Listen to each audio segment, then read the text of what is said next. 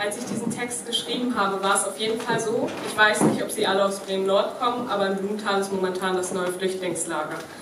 Und da standen 3 Jugendliche davor und haben gesagt, lasst uns dieses Flüchtlingslager abfackeln. Haben Taschentücher aus der Tasche gezogen, diese angezündet und sie auf das Flüchtlingslager geworfen. Und ich stand da und musste lachen. Zum Glück konnte ich noch weitergehen. Mein Text heißt Ein offenes Herz. Decken, Nahrung, Flüchtlingslager. Doch am Mitgefühl ist es trotzdem mager. Bomben wie Sterne, ständiger Schmerz. Dennoch öffnen wir nur Grenzen und nicht unser Herz. Komm, fackeln wir noch ein Flüchtlingsheim nieder.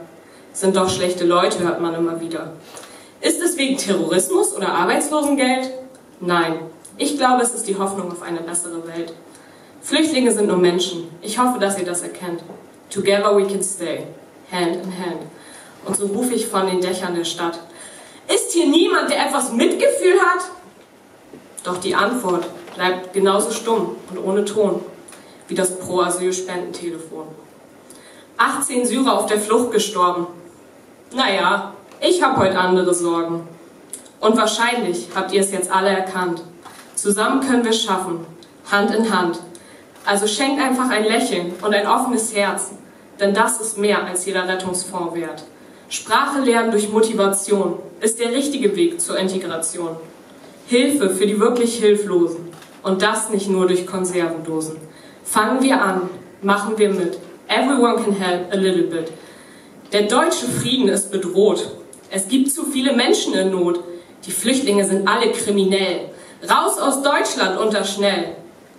Wut, Beschimpfung, Hasstirade. Und nebenbei noch eine Rassistenparade. Komm, fackeln wir noch ein Flüchtlingsheim nieder. Nein, es sind nur Menschen, sag ich mir immer wieder. Komm, versetzen wir uns einmal in ihre Lage. Warum? Uns geht's doch gut, ist dann die Frage. Auf den LKW, zu viele Menschen auf zu engen Raum. Ohne Nahrung und Wasser schaffen sie es kaum. Wie viele sterben, Europa der Traum. Meine Begeisterung dafür hält sich kaum in Zaum. Die Toten sind nur Flüchtlinge, sie sind fremd. Was macht es dann, wenn noch ein Flüchtlingsheim brennt? Stopp! Stoppt den Rassismus, stoppt das Leid. Schaut in euer Herz, nehmt euch die Zeit. Flüchtlinge sind nur Menschen, wie du und ich. Und ich hoffe, dass Europa das nicht vergisst. Also helfen wir alle mit und packen mit an. Für eine bessere Gesellschaft im eigenen Land. Machen wir uns stark, dann wird auch der letzte Rassist erkennen, es hat keinen Sinn, dass noch mehr Flüchtlingsheime brennen. Dankeschön.